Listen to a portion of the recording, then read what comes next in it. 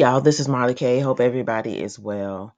I want to talk today about guaranteed income program expansions. They are happening all over the country.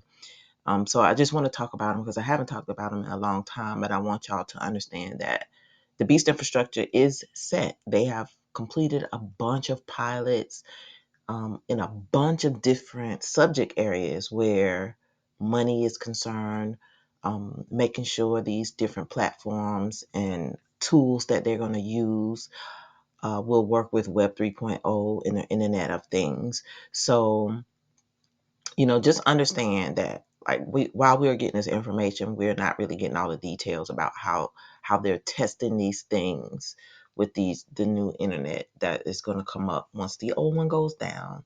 So I just want to just bring it back to your memory so you won't forget. I know a lot of stuff is going on, but to me, this is the big thing that we need to talk about because this is one of the tools that we are going to have to navigate once everything goes down and we have the purge, survival of the fittest, whatever, however this thing is going to happen.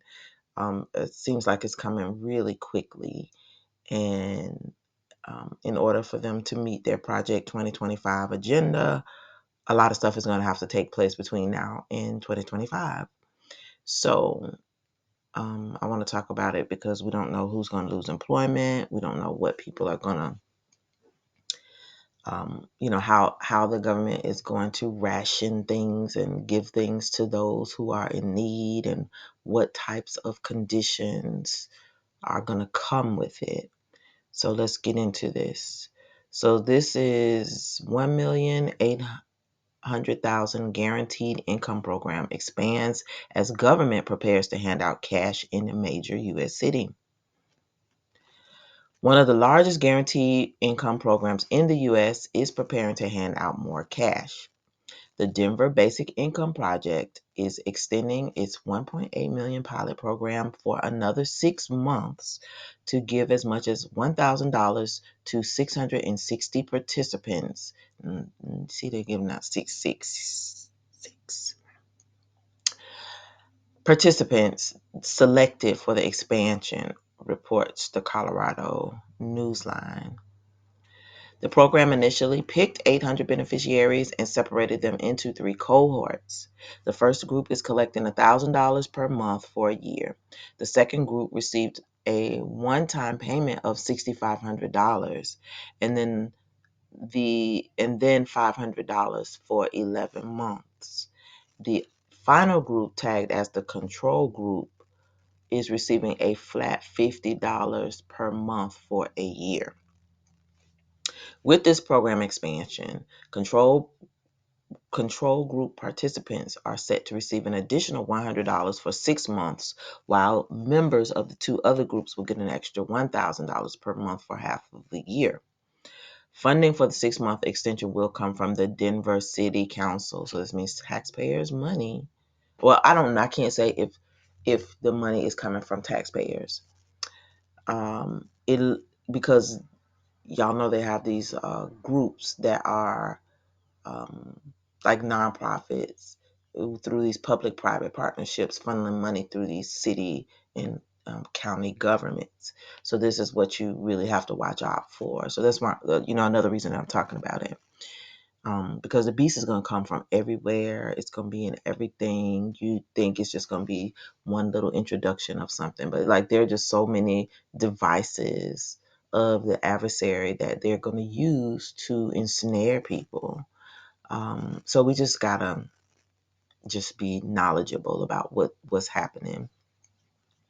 So the DPIP is supplementing its program after an interim study revealed that participants reported that their lives changed after receiving financial assistance for 6 months. So this is always going to be the thing. So you got rising inflation, you got rising rents, you got rising childcare, you got rising gas prices, you got rising food prices, you got all these things that people cannot control. Then you have employers who don't have money, won't pay you decent. The jobs that we have that do pay don't pay for the cost of living that we are forced to incur now. Insurance rates are going up. Health insurance, home insurance, auto insurance, everything is going up. So of course, people are going to be like, yeah, this extra money is helping me. So yeah, they're going to give you extra money and you're going to feel all good in your soul and down in your spirit. And then the next thing you know, all of us are going to be getting this and nobody's going to be working. Nobody's going to be fruitful. You're not going to be able to produce anything. You're not going to be getting a job. You're not going to be able to become an entrepreneur because you won't have resources to reinvest into your business. It's just going to be like wow. We're just going to have a socialist welfare state, and like they call it universal basic income, but it's the same thing that they did in all the other places that went from communism to socialism.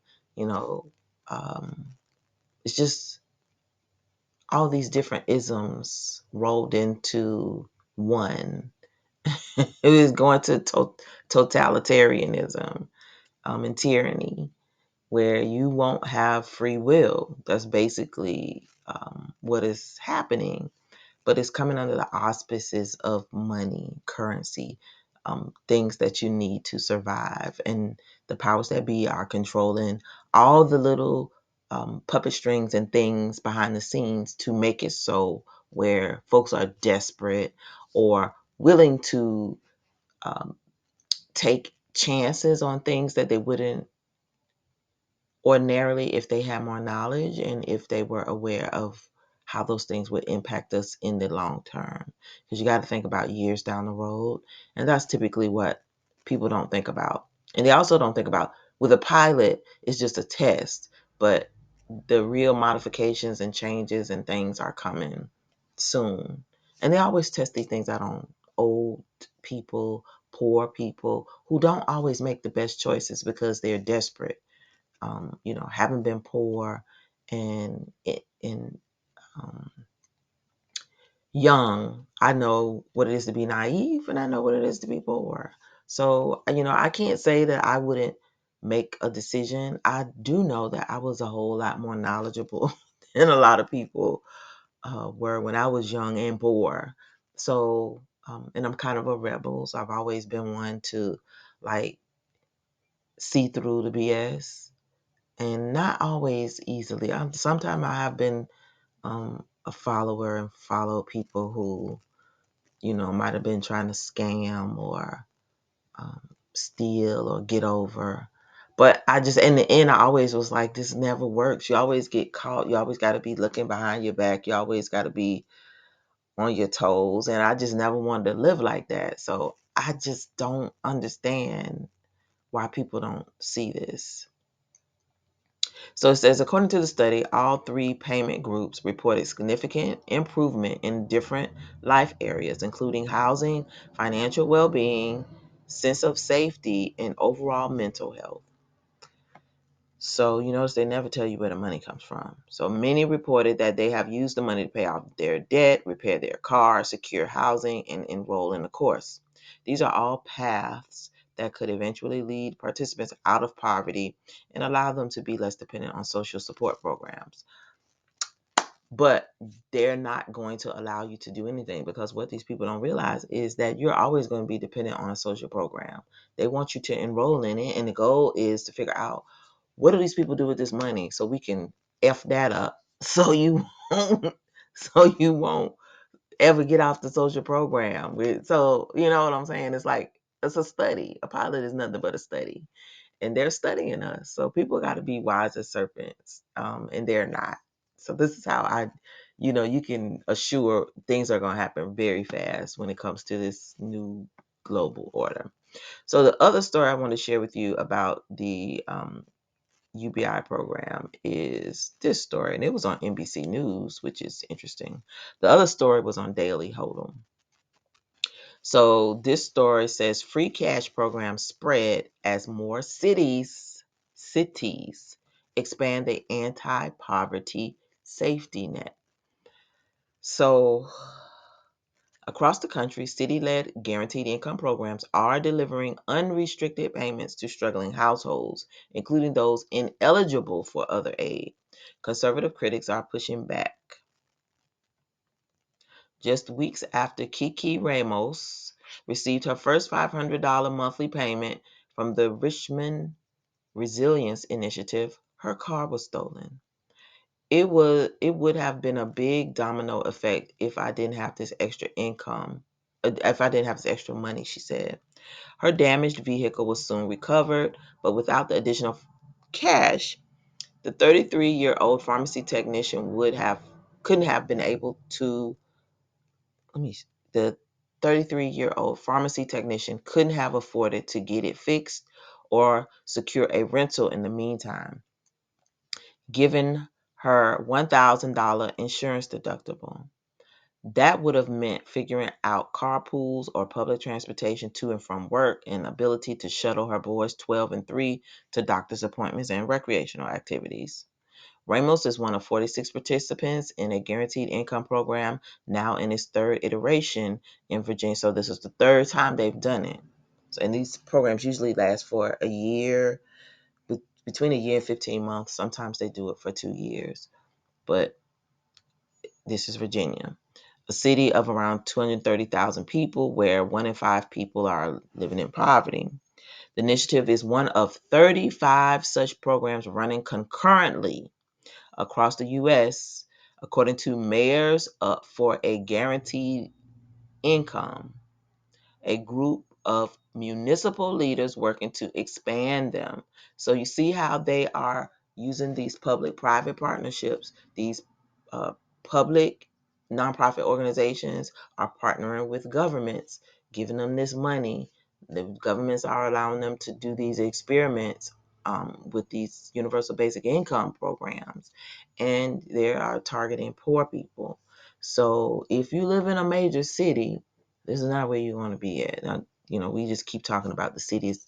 Even, just the Bible tells you to flee the cities. This is why you're not going to want to be in a city, because these programs are going to be expanded and everybody's going to be getting a universal basic income. If you can't leave the city, this is going to be your life. You're basically going to be stuck in a prison. The programs have been gaining steam in a post-pandemic economy whose resilience keeps defying expectations, even as high living costs squeeze working families. Proponents say the unconditional payments help cover gaps in social safety net in a social safety net that lags behind millions of households' financial realities. Critics, however, are renewing long-running arguments that the handouts discourage work in a still humming job market. So it's at the end of the day, either it doesn't matter which one you do, you're a slave. If you go to work, you're never gonna make enough money to get out of poverty if you're already poor, because the odds are stacked against you. The system is stacked against you, especially if you are a minority. If you are, although now we'll say even if you white, the odds are stacked against you. Their own chickens are coming home to roost. So the schemes that they put in place for us now are harming them because the system has collapsed. So everybody can get it now. And then if you take the Universal Basic Income Program handouts, it basically leads us to this beast infrastructure where you'll be like in the movies, you stay at home all day, you don't use any energy, you live in your government apartment, you get your little government handout, and you eat your poison food, and they, you got to sit, take your temperature, make sure you don't have the cooties, take all their injections, um, live a quarantine lifestyle. If you live in the city, they're going to have everything there for you. You're not going to be able to leave. Like, it's just not going to be a good thing. And then you're going to rent everything. Your whole existence is renting. You will never own anything. And you're going to be happy because after they get ready to whop our asses in a little bit here, you can be so glad to go sign up for universal basic income because you didn't put back no beanie weenies, you didn't get no grits, you didn't get seeds, you didn't put no water away, you didn't get sanitary napkins and band-aids and medication, you didn't try to get in shape and exercise and stop drinking soda and liquor. Didn't do nothing. Didn't buy extra towels. Didn't buy your kids no extra clothes. So your kids walking around with high water breeches and holes in the shoes. And daddy nowhere to be found because they done swooped him up and yeeted him. He's in a grave somewhere in a long, far off pasture because they're coming to collect our men. So like we don't really have much to look forward to because we live amongst a bunch of idiots who don't listen. Um, they're ignorant of the devices of the adversary, and they are so desperate because we live in this society that has taught us that we need help all the time. And the help must come from government safety nets and not from our brethren, like we're supposed to do in the Bible. Like we're supposed to take care of orphan and widows. We're supposed to feed the poor. We're supposed to love our neighbor. But we don't do that. We instead love worldly things. And so we give our money to people who are already rich and they don't do anything for us in return. And our governments um, give tax breaks to these companies and allow them to come and exploit the people and don't pour back into the community. And so everything is out of order because the whole system is out of order. And nature's going to right itself. Um, and this is just a part of the process. So um, it's very unfortunate. Richmond's initiative targets residents who work but still struggle to make ends meet. Ramos earns at least $42,000 per year, around $5,000 above the federal poverty level for a household her size.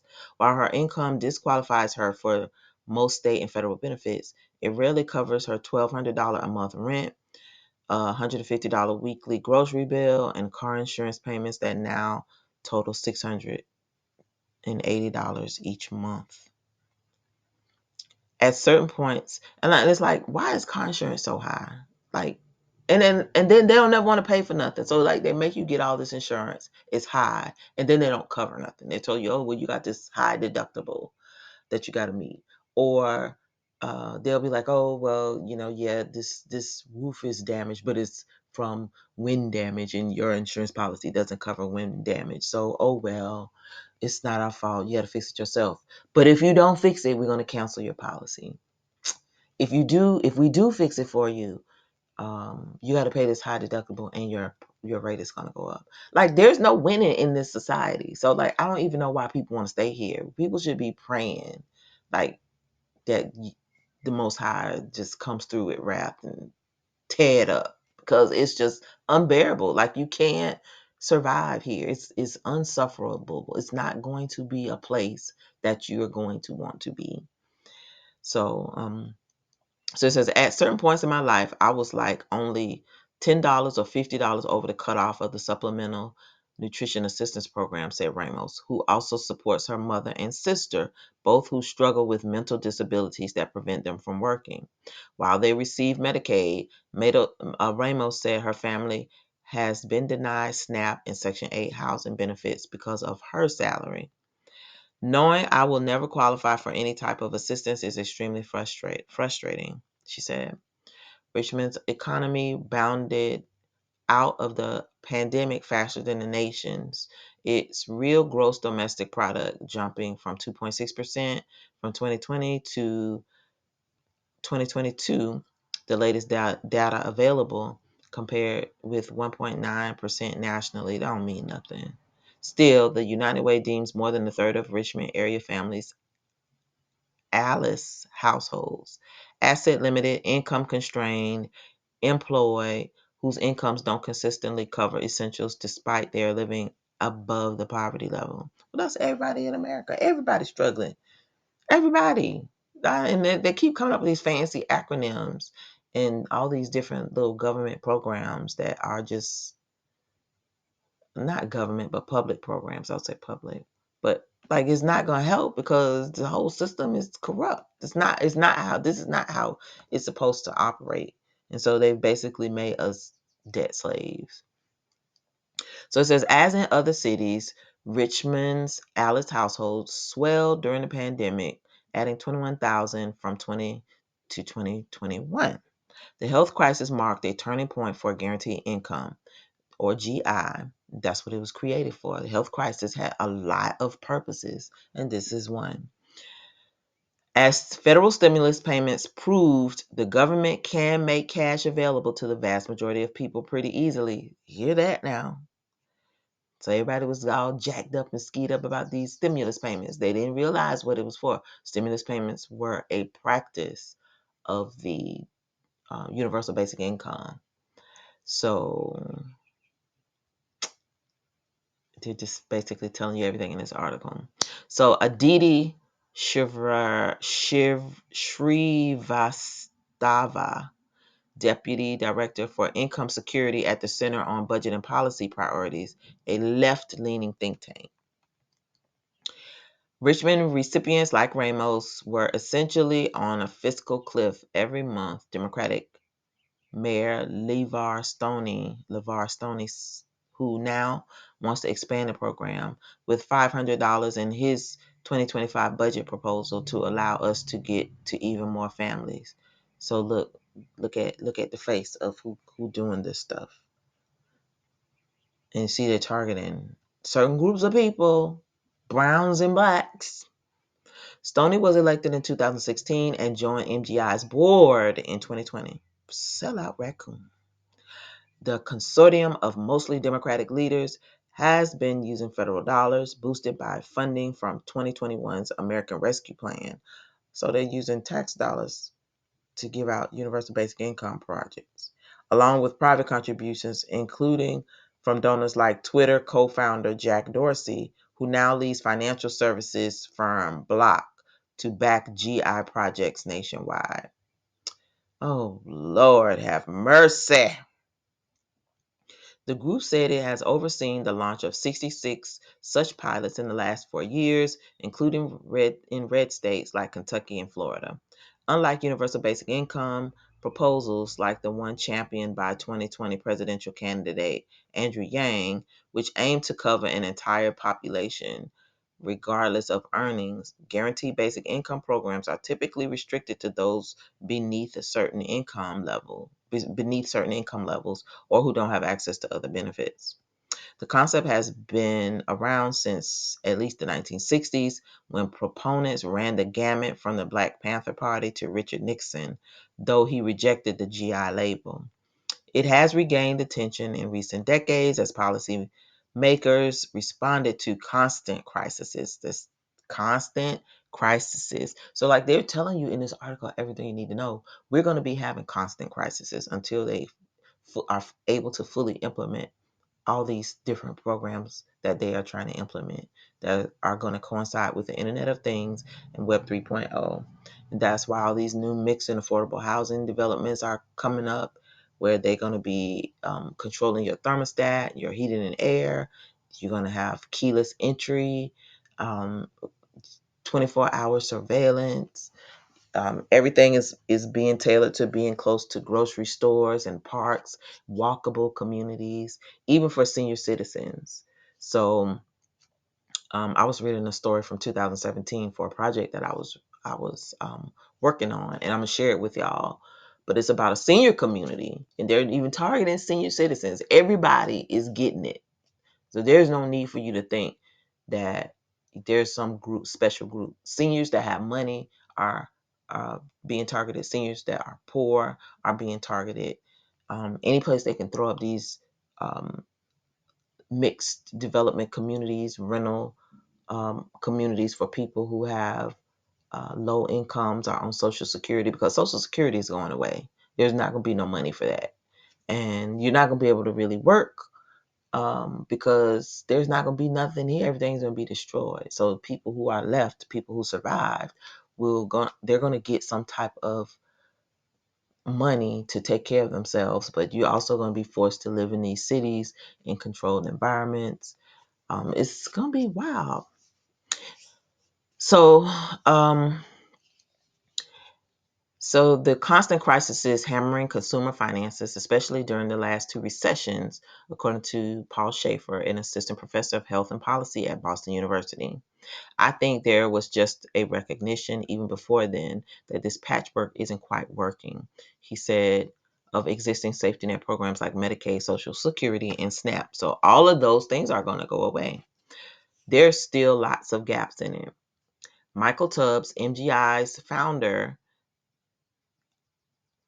and that's mayors for guaranteed income, founder and former mayor of Stockton, California, of course, made waves before COVID hit when he launched a GI program in 2019 that gave 125 residents $500 per month. I think this is the black guy. I remember him.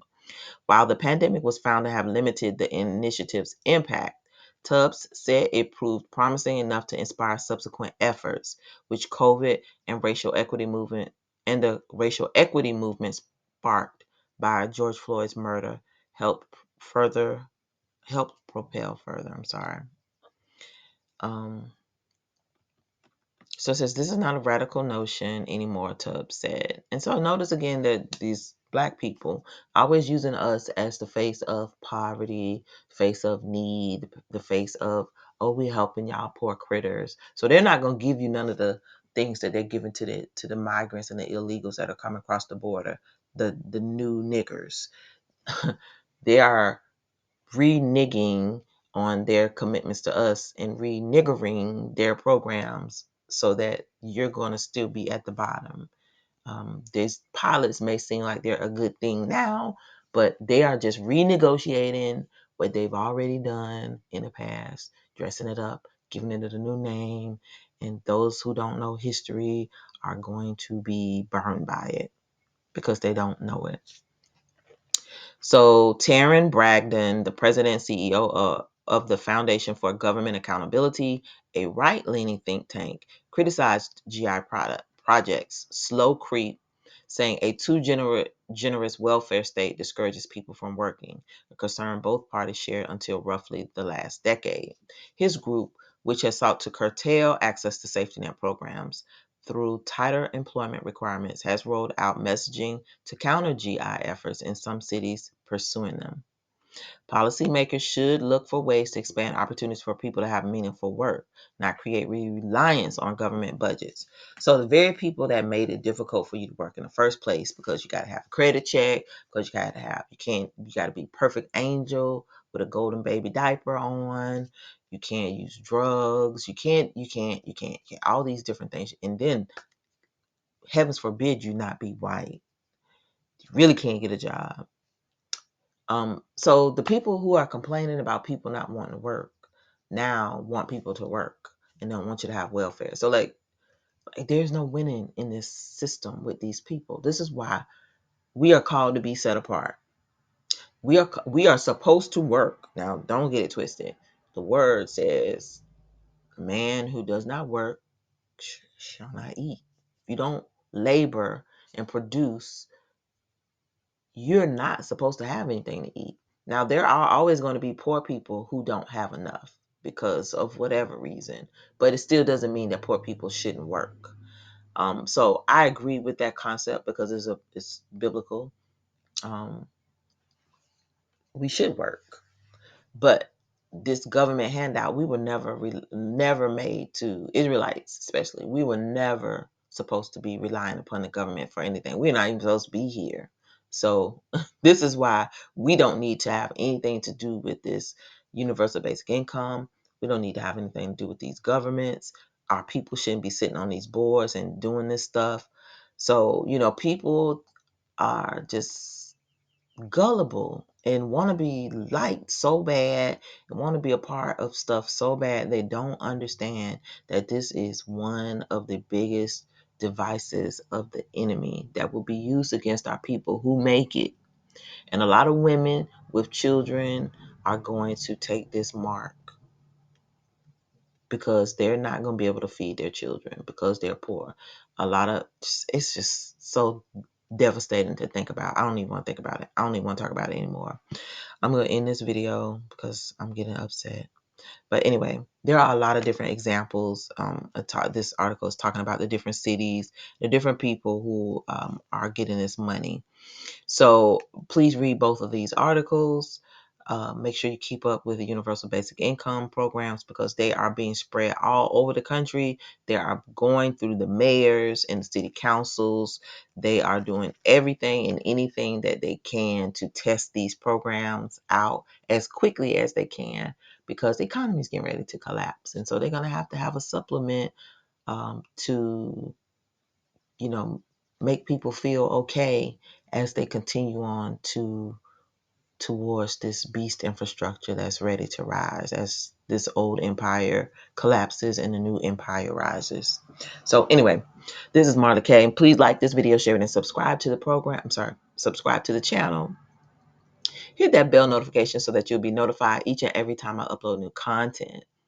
Follow me on Odyssey, Rumble, Instagram, and on Facebook. The links are in the description. I do not post to these platforms regularly, but in the event that I am booted off of YouTube because this is my primary platform and censorship is getting worse, I will be on other platforms. So that's how you'll find me. If you'd like to support the channel financially, links are at the bottom of the description box for my Venmo and my coffee. Any donations you give, I'd greatly appreciate it. Lastly, keep prepping, keep praying, keep watch. Repent for your sins daily. Cry out to the Most High so He will come and deliver us from this place. It's everything is happening so fast, y'all. I just can't even explain it to you. I can't even bring the stories to you fast enough.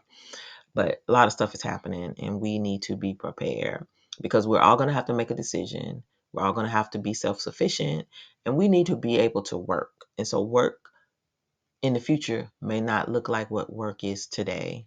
It may be laboring, physical laboring just for your survival. You need to be able to do that. So,